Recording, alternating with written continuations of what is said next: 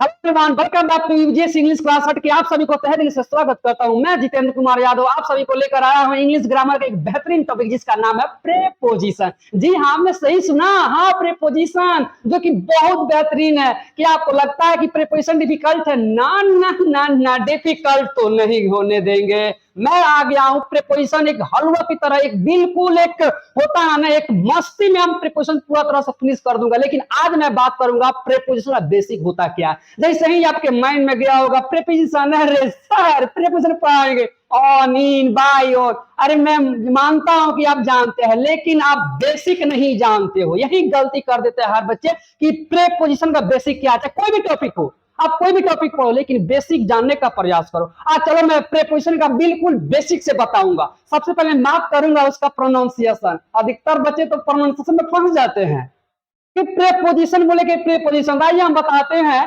Preposition नहीं होता। क्या प्रीपोजिशन नहीं होता है भैया? प्रेपोजिशन होता है। क्या सुना था आपने? प्रेपोजिशन। हाँ हाँ, प्रेपोजिशन होता है। अब आइए हम बात करते हैं बिल्कुल बेसिक से, जिसका नाम है प्रीपोजिशन। आइए हम चीर फाड़ करते हैं। आप अगर नए हैं चैनल पर तो वीडियो को लाइक कीजिए, शेयर कीजिए, सब्सक्राइब कीजिए, और आप शुरू से लेकर अंत तक वीडियो को गौर से देखिएगा। 1% आपको बोर नहीं होने दूंगा। Challenge you. आइए हम बात करते हैं, स्टार्ट करते हैं preposition. Preposition, not preposition, preposition. Preposition दो शब्दों के मिलने से बनी है। हाँ भैया, हाँ, प्रेपोजिशन दो शब्दों के मिलने से बनी है। तो कैसे सर? तो देखिएगा, प्रे प्लस पोजिशन के मिलने से क्या बना है? प्रेपोजिशन बना है, राइट। अब यहाँ देखिएगा, आप कहिएगा सर प्रे का मतलब क्या होता है? तो प्रे का मतलब होता है बिफोर, दैट मीन्स से पहले या के पहले। अब देखना भैया, पोजीशन का मतलब होता है प्लेस। क्या प्लेस होता है? और प्लेस का मतलब जगह, स्थान या स्थिति। दैट मीन्स पता चल गया। अरे वाह, प्रेपोजिशन जब भी आएगा तो किसी जगह या स्थान के पहले आएगा। हाँ हाँ, आपने सही सुना। कहाँ आएगा? किसी स्थान या जगह के पहले आएगा। I repeat, pre plus position के मिलने से बना है प्रेपोजिशन। प्रे का मतलब होता है बिफोर, दैट मीन्स से पहले। यहाँ के भी बोल सकते हो। प्लेस का मतलब होता है जगह या स्थान या स्थिति। दैट मीन्स प्रेपोजिशन किसी जगह के पहले आता है। अब इतना से मजा नहीं आएगा ना ना। अब देखिएगा एग्जाम्पल, एग्जाम्पल समझाएंगे तो सब मजा आ जाएगा। ये गर्मा गर्मी एक एग्जाम्पल दिखाते हैं। एग्जाम्पल की बात करते हैं। अब देखिए, थोड़ा गौर से समझिएगा। यहाँ मेरा वाक्य, मान लेते कोई रहा वाक्य, a pen is on the table. अरे बोलो ना, हाँ ये तो वाक्य है। अब मैंने कहा कि बताइए ये क्या है? नाउन है। यस, नाउन तो है। लेकिन एक बात और मैं बताऊं, एक और मैं आपको बात बताना चाहूंगा। सपोज थोड़ा देर के लिए मैं मान लेता हूं, इसको अलग कर देता हूं, राइट। अब जरा ध्यान दीजिएगा इस सेंटेंस पर, अ पेन इज द टेबल। कोई सेंस, कोई सेंस निकल रहा है? इसका मतलब वह पेन टेबल है, उसका कोई अर्थ तो निकला नहीं। अब वहीं हम बात करते, थोड़ा इस बबुआ को सटा देते हैं यहाँ पर। जिस तरह से शादी ब्याह होती है ना, शादी विवाह हम लोग बिहार में लोग उसको बोलते हैं अगुआ, जो शादी कराता है, कहीं से कहीं ना खींच के एक रिलेशन बताता है, एक रिलेशन संबंध बताता है, जो बनाता है, जिसको हम लोग बोलते हैं अगुआ। उसी तरह से प्रेपोजिशन का काम करता है, दो शब्दों को एक रिलेशन का एस्टेब्लिश करता है, एक संबंध स्थापित करता है। सपोज दैट, देखिएगा यहाँ पर ये मान लेते हैं, देखिए इसको हम यहाँ रख देते हैं, राइट। यहाँ क्या हुआ? संबंध अब स्थापित करेगा। देखिएगा, a pen is on the table. अब बताइए, टेबल एक जगह है, उस जगह के पहले नाउन आया है कि नहीं आया है? देखिए इसके पहले क्या आया है? प्रेपोजिशन आया है। किसी जगह के पहले आता है तो उसको हम क्या बोलते हैं? प्रेपोजिशन बोलते हैं। Like that. नेक्स्ट सेंटेंस देखिएगा, you live in heart beats. अब यहाँ हार्ट बीट से क्या हो गया? एक प्लेस है, कोई भी प्लेस ले लेते हैं। अब प्लेस के पहले क्या आता है भैया? इसको तो हम बोलते हैं प्रीपोजिशन। दैट मीन्स किसी भी जगह के पहले आता है तो उसको हम क्या बोलते हैं? प्रीपोजिशन बोलते हैं। Like that. फिर नेक्स्ट देखिएगा, ये कोई जगह है, कुछ भी मान लो जगह होगा, कुछ भी हो, ये भी आपका क्या मान लेते हैं कोई जगह। इसके पहले देखिएगा प्रीपोजिशन आया है कि नहीं आया है ना? अब इतना से बात नहीं बनेगा। एक बात और बता दो, फिर से रिपीट कर रहा हूं कि जो ऑन है ना, इनका पेन से भी संबंध रखता है। क्योंकि देखिएगा, अब पेन कहां पर है? टेबल पर है। पेन कहां पर है? टेबल पर है। पर एक दोनों का क्या कर रहा है? ऐड कर रहा है, यानी अटैच कर रहा है, तब जाकर वहां संबंध बना रहा है। दैट मीन्स पेन का संबंध डायरेक्ट कहां पर है? टेबल पर है। उसी तरह से यहां भी देखिएगा, ये जो इन है किसको कनेक्ट कर रहा है? यू को कनेक्ट कर रहा है। दैट मीन्स यहां पर देखिएगा, मी टू किसको कनेक्ट कर रहा है? सी। गौर से किया जाए, वह मेरे पास आती है, मेरे पास आती है वह कौन? तो वह, दैट मीन्स से कनेक्ट कर रहा है इससे भी और इससे भी कनेक्ट कर रहा है। दैट मीन्स हम इसी को तो कहते हैं प्रेपोजिशन। दैट मीन्स ये दोनों में संबंध तो बता रहा है। ये भी यहाँ पर इसी को हम लोग बोलते हैं प्रेपोजिशन। ये दोनों को कनेक्ट कर रहा है, एक दूसरे शब्दों से जोड़ रहा है, इसको भी हम प्रीपोजिशन बोलेंगे। दैट मीन्स साबित हो गया है भैया कि प्रीपोजिशन जब भी आता है तो किसी प्लेस के पहले आता है, आकर किसी दूसरे शब्दों के साथ क्या करता है? संबंध जोड़ता है। दैट मीन्स आपका रिलेशन यहाँ डिफिनीशन फिक्स हो गया कि प्रीपोजिशन एक ऐसा शब्द है किसी नाउन या प्रोनाउन के पहले आता है। प्रीपोजिशन एक ऐसा शब्द है जो किसी शब्द के पहले या किसी जगह के पहले आता है और अपना संबंध वाक्य के दूसरे शब्दों के साथ अपना संबंध बताता है। दैट मीन्स इसी को हम लोग बोलते हैं प्रीपोजिशन। हम लोग तो बात में हम लोग लगते हैं, क्या करने लगते हैं? हम लोग खिलाने लगते हैं, यहाँ पर यूज होगा, वहां पर यूज होगा, ये होगा, दिस दैट। ऐसे नहीं होते, इसको कहते हैं बेसिक। आइए हम इसका प्रीपोजिशन बताते हैं, इसका डिफिनीशन। डिफिनीशन हो गया। आप डिफिनीशन कनेक्ट कर सकते हैं। देखिएगा, preposition is a word which is used before a noun or pronoun and establish its relation with other word of the sentence. That means इसका हिंदी देखिए, हिंदी प्रीपोजिशन एक ऐसा शब्द है जो किसी नाउन या प्रोनाउन के पहले प्रयुक्त होता है और अपना संबंध वाक्य के दूसरे शब्दों के साथ स्थापित कर देता है, उसी को तो प्रीपोजिशन बोलते हैं। इससे आपका एग्जाम्पल का डिफिनीशन दिया, एग्जाम्पल पहले दिया मैंने पहले, तब जाकर मैंने डिफिनीशन दिया, तब जाकर आपका क्लियर होगी वास्तव में प्रीपोजिशन होता कैसे है।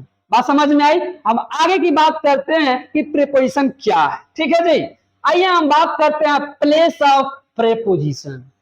प्लेस ऑफ प्रीपोजिशन यानी आखिरकार प्रीपोजिशन आता कहां है ना जी? प्रीपोजिशन आता है कहां? तो देखिएगा, उसी को हम बोलते हैं प्लेस ऑफ प्रीपोजिशन। एक बात याद रख लीजिएगा कि प्रीपोजिशन जो है ना, अपने बाद या तो नाउन लेगा या तो देखिएगा सब्जेक्टिव केस तो लेगा नहीं। फिर से बता रहे हैं, प्रीपोजिशन के बाद या तो नाउन आएगा या तो ऑब्जेक्टिव केस आएगा। सब्जेक्टिव केस नहीं आता है, सब्जेक्टिव केस नहीं आता, ओनली क्या आता है? ऑब्जेक्टिव केस आता है। अब जैसे एग्जांपल देखिएगा, फिर कहोगे सर जी आपने तो नाउन बताया नहीं, सब्जेक्टिव केस बताया नहीं, ऑब्जेक्टिव केस बताया नहीं, तो मैं कैसे जानूं? सारे समझो ना। देखिएगा, नाउन के मैं बता रहा हूं, नाउन दुनिया में कुछ भी देखते हैं आप, सुबह से उठते हो, जैसे ही आप आंख खोलते हो, जो कुछ दिख गया वो सब क्या है? नाउन। क्या होती है? नाउन होती है। बस क्या है? नाउन। बोर्ड क्या है? नाउन। नाक क्या है? नाउन। कुछ भी, what ever comes in your mind that is called noun. जो भी आपके दिमाग में आते हैं वो सब क्या होते हैं? नाउन ही होते हैं। नाउन समझ में आया? अब सब्जेक्टिव और ऑब्जेक्टिव केस क्या होते हैं? अरे बाप रे, आप लोग शुरू से जानते हैं, अगर हम बता दें तो कहिए अरे यही होता है यार, यही होता है।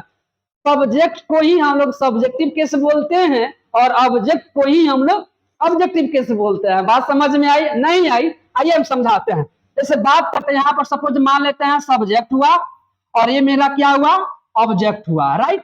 सब्जेक्ट ऑब्जेक्ट पहचान लीजिए, सब्जेक्ट ऑब्जेक्ट पहचाना कैसे जाता है। हालांकि आप लोग शुरू में कुछ जानते हो, जानते हैं, अगर नहीं जानते तो कोई बात नहीं, मैं लेकर वीडियो बनाऊंगा, आगे मैं आ रहा हूं तो वीडियो लेकर आऊंगा, बहुत अच्छा से बताऊंगा। ठीक है, जैसे देख लीजिएगा, एग्जाम्पल मैं दे रहा हूं। जैसे मैंने कहा कि ही क्या भाई? सब्जेक्टिव। ही का ऑब्जेक्ट याद है ना? हिम होता है। सी का ऑब्जेक्ट, सी क्या है? सब्जेक्ट। सी का ऑब्जेक्ट क्या होता है? हर। आई सब्जेक्ट होता है, आई का ऑब्जेक्ट क्या होता है? मी। इसी को तो बोलते हैं। जैसे देखना यहाँ पर एक और, जैसे मैंने कहा राम, राम का ऑब्जेक्ट, कोई कहता है राम का ऑब्जेक्ट सीता या सी, नहीं नहीं, कोई भी नाउन होता है ना तो नाउन का ऑब्जेक्ट नाउन ही होता है। कोई भी सब्जेक्ट, सब्जेक्ट और ऑब्जेक्ट सेम ही होता है। कोई भी नाउन ले लो, अगर कहा जाए आपसे पेन, पेन का ऑब्जेक्ट क्या होता है? तो पेन ही होता है।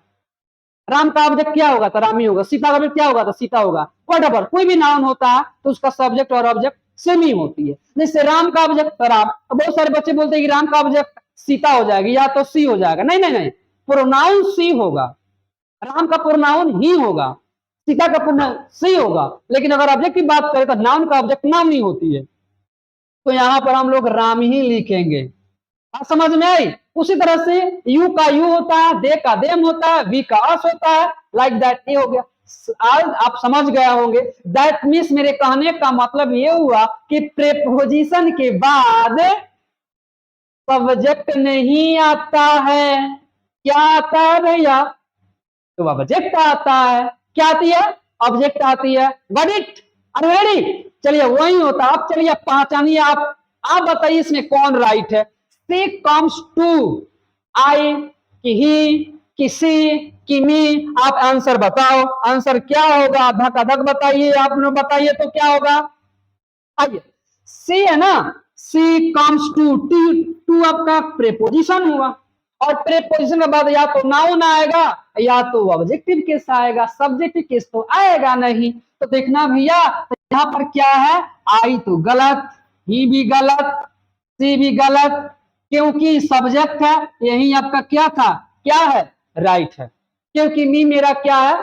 ऑब्जेक्ट है। इसी को हम लोग देखिएगा एग्जाम में अक्सर इस तरह से पूछे जाते हैं। आप लोग सिर्फ यूज के चक्कर में पड़ जाते हो। ऑन कहाँ आएगा, इन कहाँ आएगा, अप कहाँ आएगा, जानना है जानेंगे, उसको बाद में जानेंगे, लेकिन बेसिक तो जानो कि प्रीपोजिशन आखिरकार है क्या, दिखता कैसे है। ये आप लोग छोड़ देते हो और आगे भाग जाते हो। सबसे पहले जानना जरूरी होता है कि प्रीपोजिशन आखिरकार है क्या। यही होता है प्रीपोजिशन का बाद जब भी, इतना याद रखिएगा, कोई भी प्रीपोजिशन हो, प्रीपोजिशन के बाद जब भी आएगा तो नाउन आएगा या तो ऑब्जेक्टिव केस आएगा। और भी आगे कॉन्सेप्ट है, बहुत भी एग्जाम में हमेशा पूछा जाते हैं। ठीक है जी, आगे की बात करते हैं। आइए दूसरा बात कर लेते हैं, प्रेपोजिशन। प्रेपोजिशन के बाद वर्ब का फोर्थ फॉर्म आती है। फोर्थ फॉर्म समझते हो ना, जिसमें आईएनजी लगा हो। किसी भी भीमन में आईएनजी जोड़ दो तो वर्ब का फोर्थ फॉर्म बन जाती है। जैसे देख लो आईएनजी, जैसे eating, going, coming, smoking, drinking, ये सारे सब क्या होते हैं? जेरंड भी होते हैं, उसको वर्ब का फोर्थ फॉर्म बोले जाते हैं। अब देखना यहाँ पर, इसके बाद क्या आएगा? प्रीपोजिशन के बाद, अगर प्रीपोजिशन के बात करें तो इसके बाद वर्ब का फोर्थ फॉर्म ही आएगा, बाकी कुछ नहीं आएगा वर्ब में। नो भी वन, नो भी टू, नो भी थ्री, नो भी फाइव। करेक्ट? सबसे ज्यादा क्वेश्चन पूछे जाना, कौन ऐसा साल है कि ये इससे क्वेश्चन नहीं पूछा होगा आपके एग्जाम में? कहीं भी जाओ, या आप 9th में हो, चाहे 10th में, चाहे 11th या 12th, चाहे कॉम्पिटेटिव, चाहे आप एमटीएस, एसएससी, यूपीएससी कुछ भी तैयारी करते हो, तो याद रखना, गारंटी के साथ मैं बोल रहा हूं कि हर साल आता है कि प्रीपोजिशन के बाद V4 आएगा ही आएगा, और आता ही आता है। एग्जाम में पूछता भी है, हमेशा 1 या 2 नंबर का पूछता है। यकीन नहीं है तो क्वेश्चन बैंक उठाओ, अगर नहीं दिया तो कहना कि सर झूठ बोल रहे थे। इसको कहा जाता है पढ़ाई, और इसको कहा जाता है कॉन्सेप्ट। आप लोग पीछे पड़ जाते हो कि भाई प्रीपोजिशन है क्या, प्रीपोजिशन के यूज में चले जाते हो, यूज यूज यूज। चलो तो यहाँ आप बताओ, जैसे यहाँ पर देखना, ध्यान दीजिएगा, आफ्टर मेरा क्या है? प्रीपोजिशन।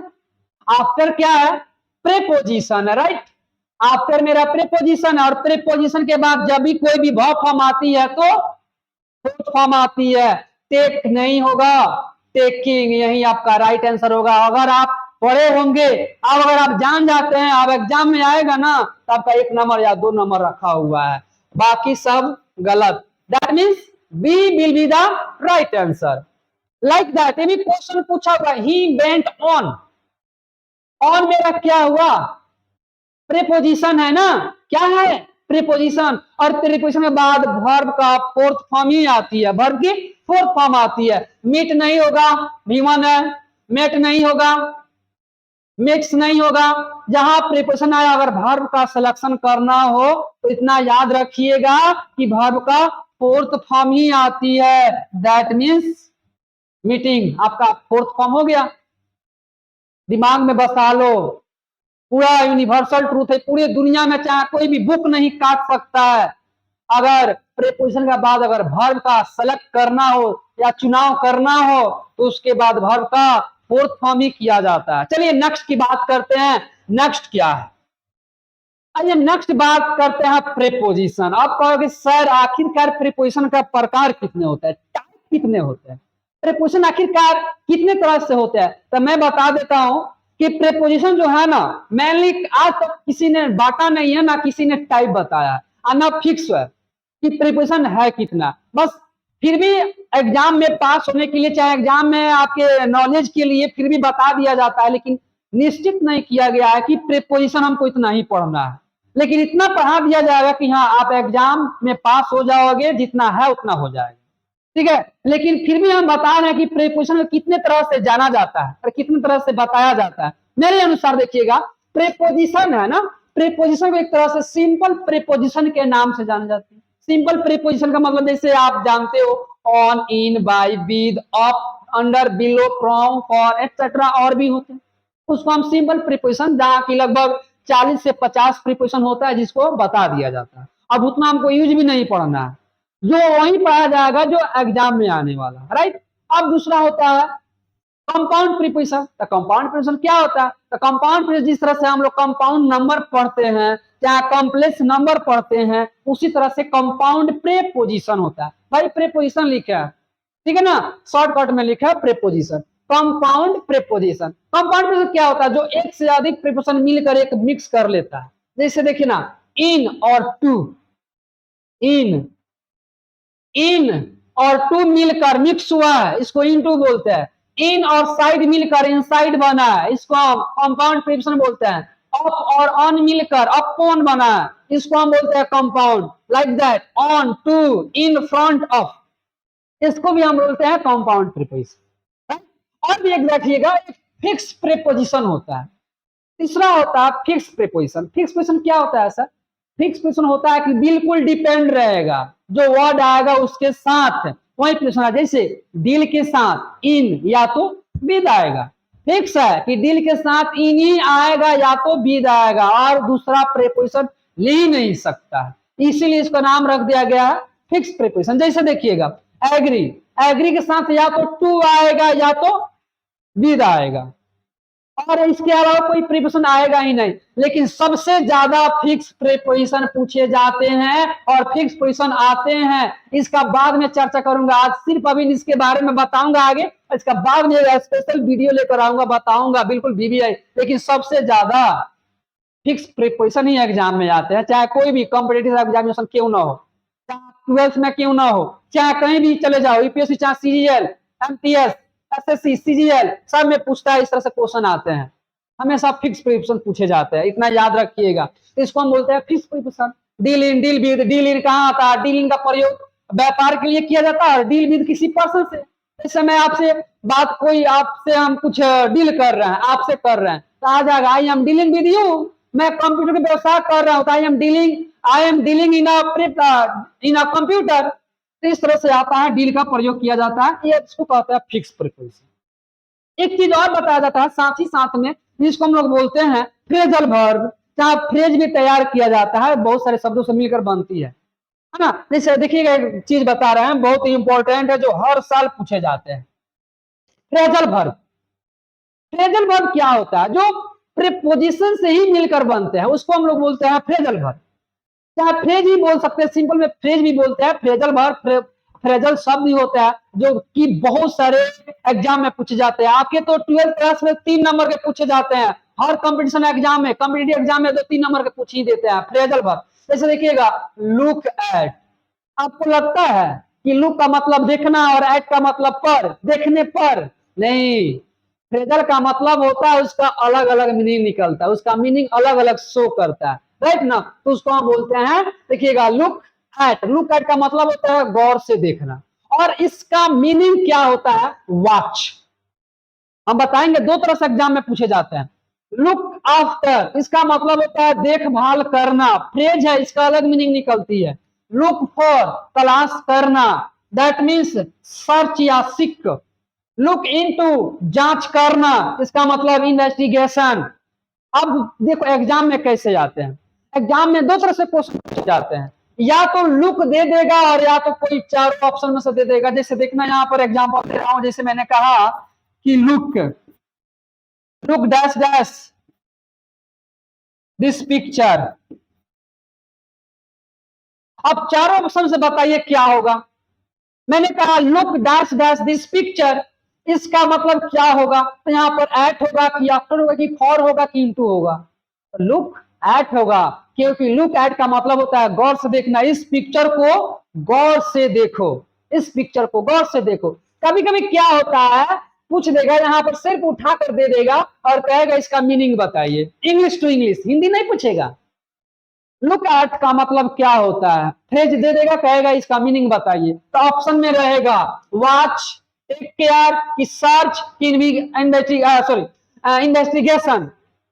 तो आपको क्या होना चाहिए, तो ऑप्शन में वॉच रहेगा, तो वॉच सही होगा, बाकी सब गलत होगा। बहुत बार पूछा हुआ है क्वेश्चन, लुक आफ्टर का मीनिंग क्या होगी, तो लुक लुक आफ्टर की मीनिंग क्या होगी, तो टेक केयर होती है, ऑप्शन में रहेगा, यही चार ऑप्शन में रहेगा, तो आप बना सकते हैं। इस तरह से आता है, इसको भी मैं अलग से फ्रेजल वर्ब लेकर वीडियो आऊंगा बिल्कुल बेहतरीन तरीका से।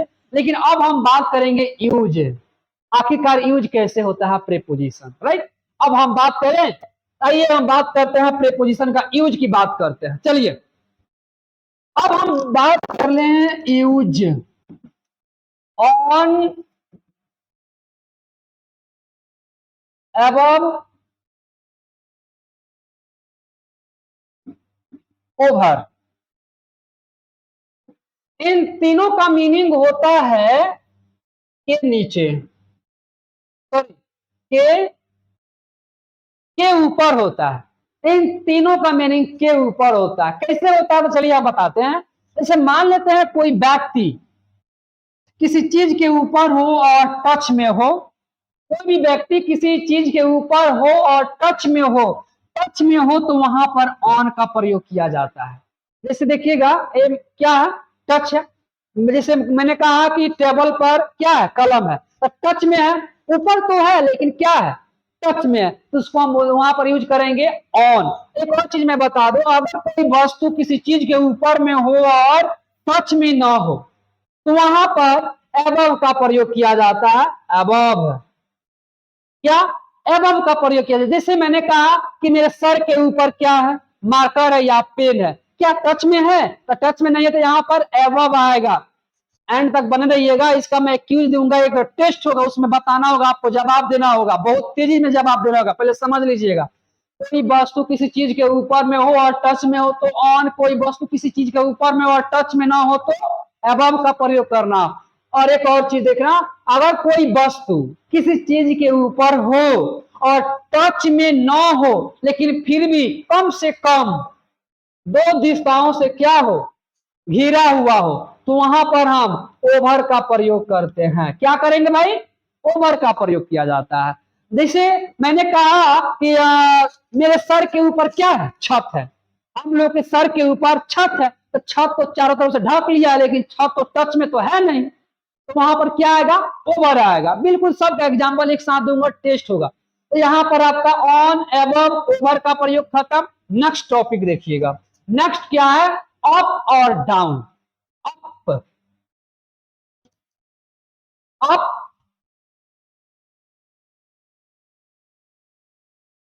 Down and up, on. Up क्या होता है, डाउन क्या होता है और अपॉन क्या होता है, इस सब के बारे में देखेंगे। ये आपका यूज है। यूज क्या होता है, अप का मतलब होता है ऊपर। जैसे देखिएगा, मान लेते हैं आप कहीं पर हो, सपोज मान लेते हैं यहां पर आप चढ़ रहे हो, सीढ़ी है, सपोज जब आप ऊपर के दिशा में जाते हो गति के साथ, जब आप गति के साथ जाते हो तो वहां पर अप का प्रयोग किया जाता है। जब वही व्यक्ति जब यहाँ पर चढ़ कर फिर इस रास्ते से उतरता है, अगर इस दिशा में अगर आप उतरते हो मोशन के साथ, तो यहाँ हम लोग डाउन का प्रयोग करेंगे। क्या करेंगे? डाउन का प्रयोग करेंगे। जब ऊपर जाएंगे तो अप, नीचे आएंगे तो डाउन, है ना जी। अब एक चीज और बताऊं, अब अपवन क्या होता है? अपवन, अपवन वो होता है जब कोई वस्तु या कोई व्यक्ति नीचे से थोड़ा गति के साथ किसी चीज के ऊपर रखा जाता हो। अगर कोई व्यक्ति या वस्तु नीचे से थोड़ा गति के साथ ऊपर उठकर किसी चीज पर रखा जाता हो तो वहां पर अपवन का प्रयोग किया जाता है। जैसे अप ऑन, अप का मतलब ऊपर, ऑन का मतलब रखा जाना, उसी को हम लोग बोलते हैं, वहां पर अपवन का प्रयोग करते हैं। जैसे जैसे मैंने कहा कि बिल्ली टेबल पर छलांग मारी, a cat jumped up on the table, up on the table यानी छलांग मार दिया, उस पर बैठ जाए, तो पर अपवन का प्रयोग किया जाता है। तो वहां पर अप ऑन का प्रयोग किया जाता है। ठीक है ना। आगे देखिएगा, आगे कॉन्सेप्ट क्या है। आगे कॉन्सेप्ट बहुत बेहतरीन है, अंडर। ठीक है जी। यूज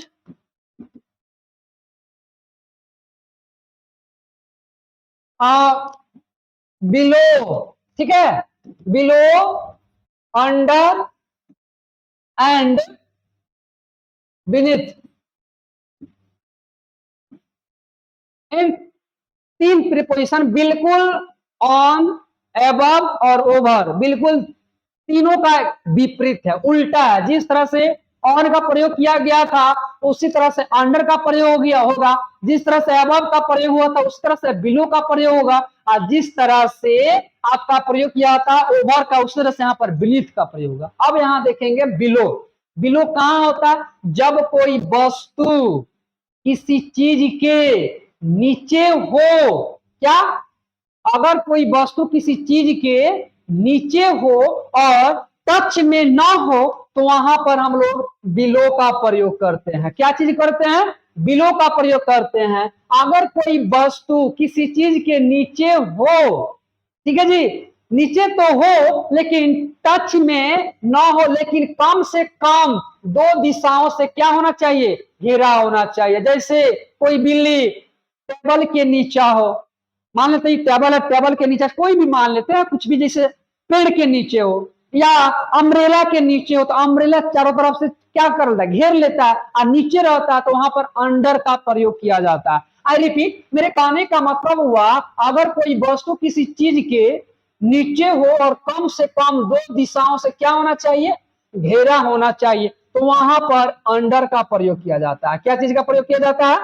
अंडर का प्रयोग किया जाता है। लाइक दैट, उसी तरह से बीनीथ, अगर कोई वस्तु चाहे व्यक्ति किसी चीज के नीचे हो और क्या हो? टच में होना चाहिए, लेयर। जैसे देखिएगा हम लोग शर्ट के नीचे या बनियान या टी शर्ट पहनते हैं तो बिल्कुल लेयर की तरह काम करता है, बिल्कुल टच में रहता है। या चाहे आप कोई भी मोबाइल या चाहे कुछ भी पैसा चुराते हो, तकिया के नीचे चुरा लेते हो, तो तकिया, मैंने कहा कि पैसा तकिया के नीचे है, तो क्या तकिया के नीचे हो तो क्या तकिया ऊपर झूला झूल रहा होगा कि डांस कर रहा होगा? टच में होगा। टच में होगा तो वहां पर बीनीथ का प्रयोग करते हैं। जब भी कोई वस्तु किसी चीज के नीचे हो और टच में हो तो वहां पर हम लोग भाई बीनीथ का प्रयोग करते हैं। यहां पर क्या आएगा? बीनीथ, बीनीथ का प्रयोग करना है। राइट। अब हम आपसे बात करते हैं क्या चीज के बारे में? अब आइए आपसे टेस्ट लिया जाएगा, बस इतना ही पर रहने दीजिए, और भी आगे हम वीडियो लेकर आएंगे और भी प्रिपरेशन का यूज बताएंगे। बस आपको एक टेस्ट दे रहा हूं, टेस्ट में आप बताइएगा, आंसर आप लोग खुद जवाब दीजिएगा। चलिए एक नंबर का आंसर दीजिए। The coolie was carrying a bag dash his head. अब जवाब दीजिए इसका आंसर क्या होगा? राइट। चलिए चलिए जल्दी बताइए तो इसका आंसर क्या होगा? अब ओवर ऑन बाय, जब भी कोई व्यक्ति, जब कुली कोई जब अपना जब सामान ऊपर रखेगा सर के ऊपर, तो टच में तो रहेगा, ऐसा बात नहीं कि ऊपर उठा कर चलेगा, दैट मीन टच में रहेगा। जब कोई वस्तु किसी चीज के ऊपर हो तो क्या होगा? ऑन होगा। जब क्या हो? जब टच में होना चाहिए। ठीक है जी। आगे चलिए, आगे दीजिए, 2 नंबर का आंसर दीजिए, 2 नंबर, 2 नंबर में the fan is dash dash our head, fan हमारे सर के ऊपर है, के ऊपर है, टच में तो नहीं है, दैट मीन्स एबव का प्रयोग होगा, कोई फैन हम लोग चारों तरफ ढकता नहीं है, ऊपर है, दैट मीन्स एबव का प्रयोग होगा। ऑप्शन नंबर सी राइट होगा। क्या होगा? Option number C. इसी तरह से देखिएगा, आप लोग ना वीडियो को शेयर कीजिए, लाइक कर दीजिएगा, थोड़ा आगे बढ़ जाए। 3 नंबर देखिए, 3 नंबर क्या होगा? 3 नंबर का आंसर दीजिए। 3 नंबर, there is a bridge dash dash the Ganga. देखिए ना, यहाँ पर मान लेते हैं यहाँ पर पानी बह रहा है, यहाँ पर धारा बह रही है, यहाँ पर मान लेते हैं यहाँ पर पिलर दिया गया है और यहाँ पर ओवर ब्रिज दिया गया। बताइए, पानी के ऊपर, नदी के ऊपर अगर मान लेते हैं रिवर के ऊपर यहाँ पर पुल है, तो रिवर में तो शटर नहीं होगा, लेकिन फिर भी इस नदी को दो तरफ से घेर लिया है, तो वहां पर हम ओवर का प्रयोग करते हैं, जैसे बोलते हैं ना ओवर ब्रिज। तो नदी के यहाँ पर देखिए, there is a bridge dash dash over the Ganga, तो यहाँ ऑप्शन नंबर सी आंसर हो जाएगा, over, right. Option number C, बिल्कुल। आप लोग लाइक कीजिए, शेयर कीजिए, थोड़ा सपोर्ट कीजिए, वीडियो को थोड़ा शेयर कर दीजिएगा। बहुत मजेदार टॉपिक इसके बाद हिंदी और इंग्लिश का लेकर आ रहे हैं हम लोग, और 1 तारीख से हम लोग लाइव आने वाले हैं पर डे, ठीक है जी। अब इसका आंसर दीजिए 4 नंबर का, देयर इज अ कैट, सर के ऊपर कैप है, टच में रहा तो ऐसा बात नहीं कैप के ऊपर डांस कर रहा होगा, टच में रहेगा तो आप लोग आंसर जानते हैं कि सी होगा, राइट। बिल्कुल सही जवाब दे रहे हैं आप लोग, सही जवाब दे रहे हैं। आइए बात करते हैं 5 नंबर का। 5 नंबर का आंसर दीजिए, the roof is dash dash our head, छत हमारे सर के क्या है? ऊपर है, तो यहां पर आंसर क्या होगा? आंसर हो जाएगा ऊपर, ऊपर होगा, क्योंकि ऊपर होगा, राइट। चलिए चलिए चलिए, टेस्ट है, टेस्ट आप लोग खुद में जवाब दीजिएगा, खुद से जवाब दीजिएगा, तब देखिएगा आंसर क्या होगा, ठीक। अरे we are sitting dash dash the fan, हम लोग फैन के नीचे बैठे हैं, फैन के नीचे बैठे हैं, टच में तो नहीं है। जब नीचे के अर्थ में क्या होता है? बिलो, अंडर और बीनीथ। बीनीथ टच में होता है, अंडर नीचे रहता है, लेकिन चारों से घेरा होना चाहिए, लेकिन फैन के नीचे है तो चारों घेरा नहीं है, दैट मीन्स हम लोग फैन के नीचे है तो बिलो का प्रयोग करना है, that means option number B right हो जाएगा। क्या होगा? बी नंबर करेक्ट होगा। शेयर कीजिए वीडियो को, लाइक नहीं किया तो लाइक कीजिए, कम से कम 100 लाइक होना चाहिए। A dog is laying on the floor dash dash the table, एक कुत्ता है, कहाँ बैठा है? फ्लोर पर बैठा है, लेकिन किसके नीचे बैठा है? तो टेबल के नीचे बैठा है, टेबल के नीचे बैठा है, यहाँ पर फर्श है, फ्लोर है, यहाँ पर कुत्ता बैठा हुआ है, लेकिन टेबल के नीचे बैठा हुआ है, चारों तरफ से घेर लिया, तो वहां पर अंडर का प्रयोग होगा। क्या होगा?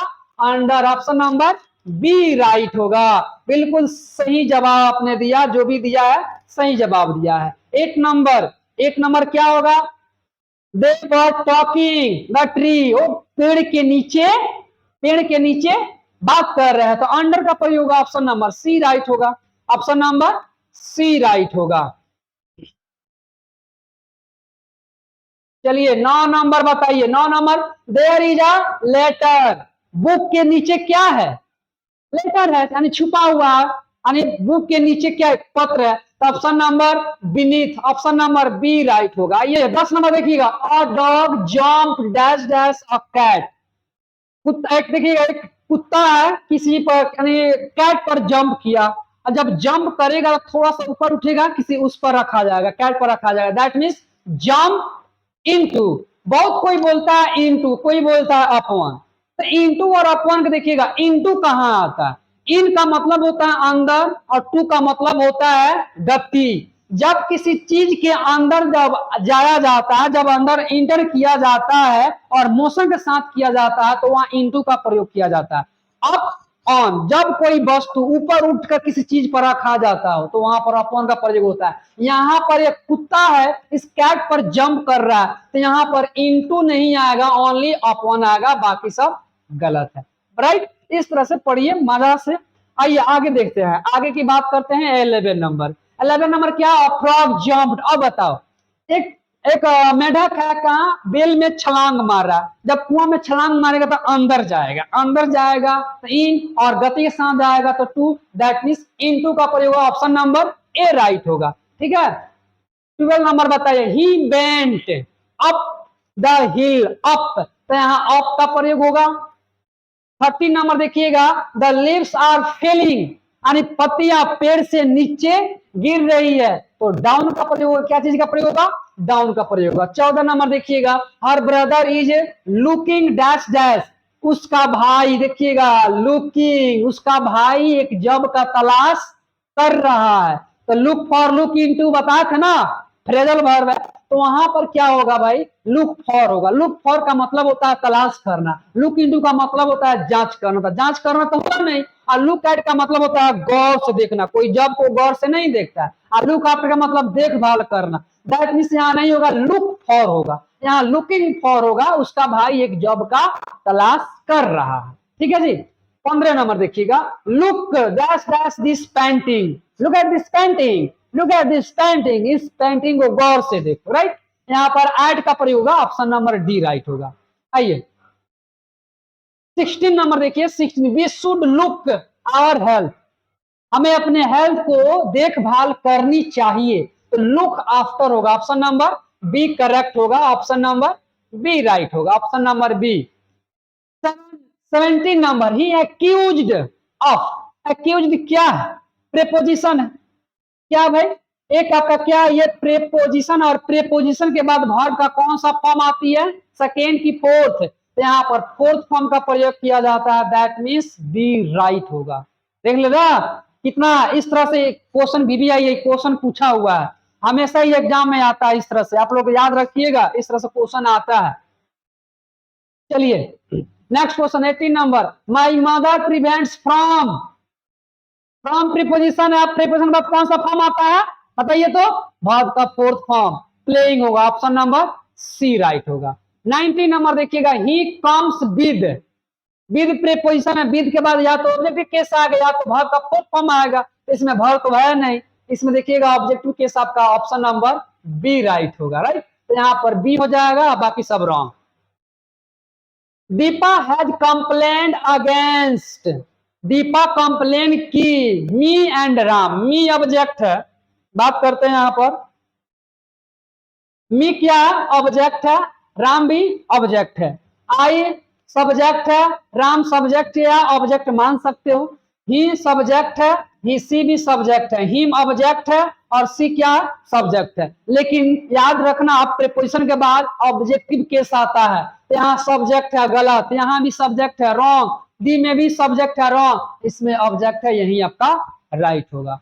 ठीक है, फिर मिलते हैं हम नेक्स्ट वीडियो में, तब तक आप लोग इस वीडियो को शेयर कीजिए, लाइक कीजिए, हम लोग आ रहे हैं नेक्स्ट वीडियो में, बस चलते हैं, मिलते हैं फिर अगले वीडियो में, बाय बाय, टाटा।